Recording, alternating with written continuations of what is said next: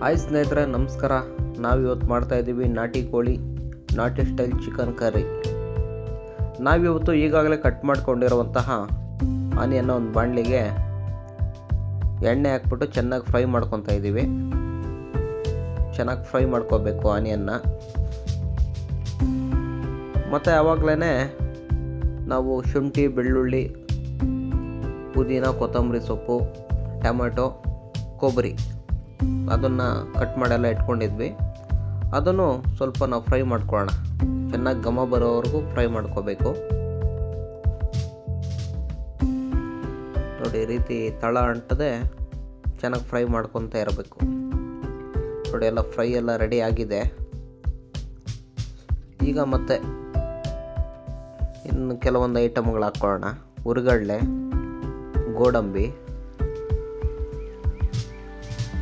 ಮತ್ತು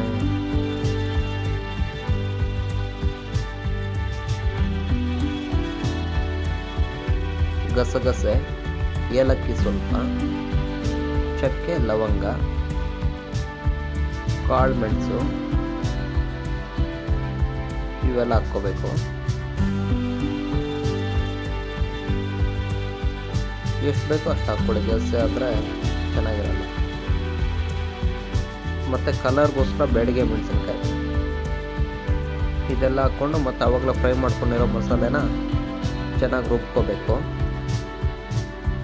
ನೋಡಿ ಯಾವ ಥರ ಇದೆ ಅಂತ ಮಸಾಲ.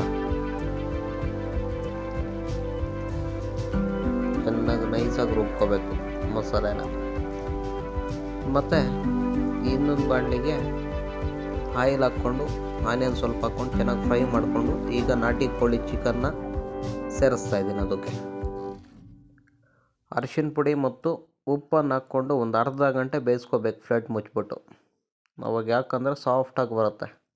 ನಾಟಿ ಕೋಳಿ ಬೇಗ ಟೈಮ್ ಬೇಕಾಗುತ್ತೆ, ಅದರಿಂದ ಚೆನ್ನಾಗಿ ಬೇಯಿಸ್ಕೋಬೇಕು.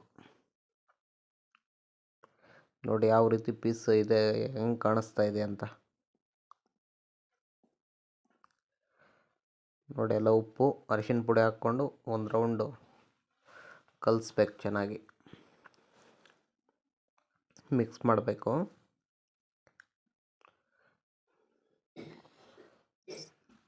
ಸಾಲ್ಟ್ ಹಾಕ್ತಾ ಇದ್ದೀನಿ ಈಗ. ಮತ್ತು ಚೆನ್ನಾಗಿ ಬೆಂದಾದಮೇಲೆ ಖಾರದ ಪುಡಿ, ಧನಿಯಾ ಪುಡಿ,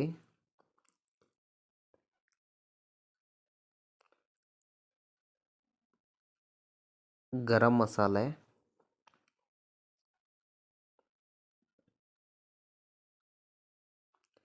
ಮತ್ತು ಪೆಪ್ಪರ್ ಪೌಡ್ರ್ ಹಾಕ್ಕೋಬೇಕು ನಾವು. ಅದು ಸ್ಕಿಪ್ ಆಗಿದೆ ವಿಡಿಯೋ, ಅದರಿಂದ ಕಾಣಿಸಿಲ್ಲ. ನೋಡಿ ಯಾವ ರೀತಿ ಕಾಣಿಸ್ತಾ ಇದೆ ಅಂತ. ಚಿಕನ್ ಸಾರು, ನಾಟಿ ಕೋಳಿ ನಾಟಿ ಸ್ಟೈಲ್. ಒಂದು ಅರ್ಧ ಗಂಟೆ ಬೆಂದರೆ ಸಾಕು, ನಾಟಿ ಕೋಳಿ ನಾಟಿ ಸ್ಟೈಲ್ ಚಿಕನ್ ರೆಡಿ.